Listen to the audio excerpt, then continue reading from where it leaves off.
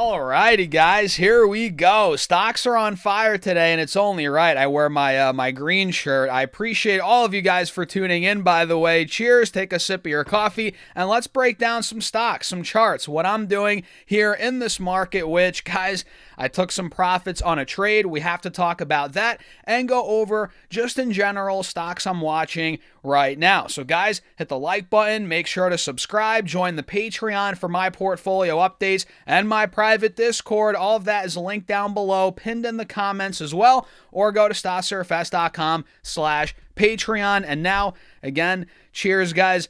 Let's get into it. So we are absolutely ripping in the stock market today. You know, the metals are up as well, as oil is down almost 11% and the VIX is down 10%, right? We can see oil, which you guys saw this yesterday after we got news from President Donald Trump that potentially we're nearing an end here in the conflict in the Middle East, right? So we got oil completely, falling off a cliff yesterday after Trump said that, and now we're at 84 a barrel, down from 119 a barrel. That was on Sunday, literally just 2 days ago, right? So the price of oil is collapsing. It's down 30% from highs, and the VIX was at 35. Now we're at 22. So we're at a much more, respectable, or not respectable, but, calmer level for the VIX, right?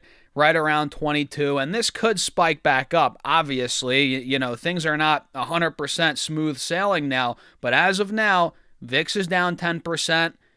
Oil's down well under 100 a barrel, under 90 a barrel now, and equities are just going nuts. The S&P 500 is up 0.4%, which honestly isn't that much on the day, but looking at where it was just yesterday in the pre-market compared to where it's at now, we're up almost 4%. That's a big move, guys. And the Qs, if I pull this up, triple Q is up from 583 to about 611, 612, about 5% just from yesterday morning. Insane.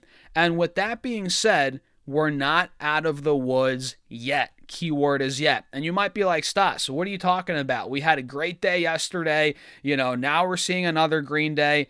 We saw what Trump said. Aren't we going to just break out now? I wish it were that easy, guys. I wish it were that easy. Not necessarily. You all know President Donald Trump could walk back what he said. He could say something completely different tomorrow for all we know. So you have that, that to worry about, to think about. And on top of that, you have the charts, which aren't confirming the breakout yet, and we're not really close to that either. I guess we're close to it, but we're not getting it a full breakout yet. On the Qs, you guys are noticing, we're slightly above these moving averages on the 4-hour chart, but we're not fully breaking out of the channel. We're not above 615, 620 yet, which is where I think the breakout will come. So my alert's at 615. Waiting patiently to see if we get out of there.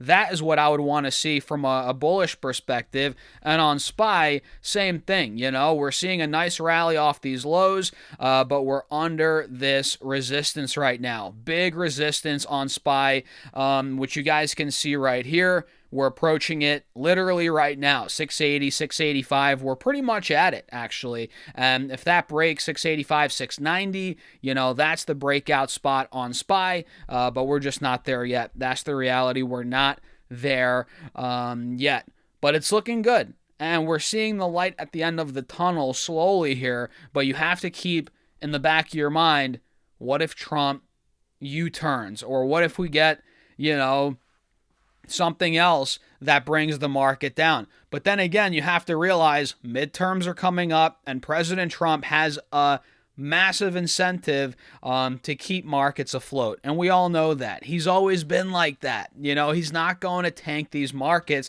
because his ego is massive. President Trump's ego is huge. He wants to be able to say, oh, I had the best stock market under my presidency. Oh, I revived the U.S. economy. Oh, I did this, I did that. And he's just not going to let the market collapse under his watch. And sure, there could be circumstances that occur out of his control and the market crashes, right? But he's going to do whatever it takes to keep it up, keep it afloat, keep himself and all his, billionaire rich buddies rich. That's what he's going to do. And that's what all government does, left or right. You know what I mean? Do you think when the left was in power, they weren't enriching their buddies? All these deals, all the, behind the door stuff, right? Come on, this happens everywhere, right before our eyes, guys. And if you think, again, Trump's going to let the market just crater due to this conflict in the Middle East, you're nuts. It's not going to happen. Yeah, he might take some pain for 1, 2, 3 weeks, but then he's going to be like, oh, we declare victory, it's over, blah, blah, blah. Whatever it takes to keep the market afloat. And it's working, We're up today. VIX is down, oil's down, silver, look, Bitcoin's up, which is a risk-on asset. It's not a safe haven asset. It trades like a levered tech stock. So Bitcoin's up. That makes sense. Even the safe havens are up. Gold, silver, right? They're not necessarily, buying what Trump's saying right now. So, yeah.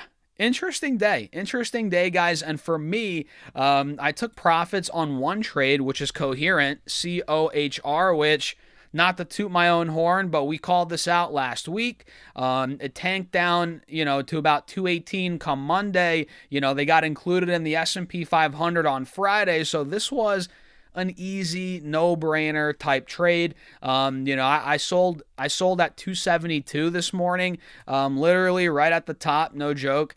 We timed it perfectly, 272. I think it was on this pop in the morning. Whenever I see a stock ripping out of the gate, guys, straight up $15 a share in the first 30 minutes of trading with no pullbacks, I'm taking profits. I knew deep down, I was confident that we were going to get a drawdown, and I was right. We got a huge drawdown after that 272 pop. We got back down to 265. Now we're at 265 still. So if you have a gut feeling the stock's running, it's overbought in the short term, you're up, go ahead, take the profit. And now I'm going to potentially re-enter this, but not today. I'm being patient, keeping my eyes on it, and I'm watching the cues closely, right? The cues are big here. If we fail to take out that channel that we were talking about and we start dumping down here, we're going to get more deals in this market. Coherent's going to come back down. We could get that re-entry point. These big tech names are going to see some healthy pullbacks, but it is seeming like it wants to break through here. It's trying to, but I'm being patient for that 615 level to break. That needs to break. My alert needs to trigger, and I'm waiting for that. And if that happens, Coherent could go up even more. I'm cool with missing that move because I'm heavily invested in other tech stocks. So, at this point, guys, I'm playing it a little safe. Have some cash, right, from that Coherent sale. Other cash I deposited in my portfolio today. I didn't buy any stocks today, really, or yesterday. I'm just holding on to what I have. Yeah. I feel great doing that. Honestly, I feel great doing that as I have been buying throughout this entire last month, couple weeks, as we've seen the cues get hit all year. All year I've been buying stocks. You guys know that. I've been buying these tech stocks, and they've been doing well. And one that I sold a little too early, which I'm like, how is this stock going this parabolic? Circle Internet Group, man. Insanity. What's going on with this stock?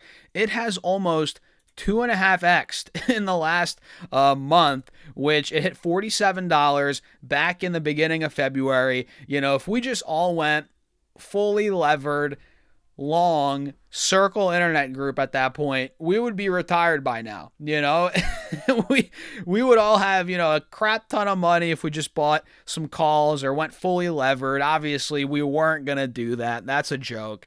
But my goodness, man, this stock has gone from 47. It filled the gap to 110, completely ripped through 110 yesterday into today. And now we're up another 8%. It's like, when is this going to slow down? I have no idea. Circle Internet Group looks like it wants to fill this gap right here, which we talked about in my Patreon and my Discord earlier this morning. And it's been up since that point. This stock is on fire. The momentum is there. Talk about momentum. Ripping right through 110, 112. Now I think, honestly, man, we might be going to 140, 150. And sure, it could pull back between then, now and then.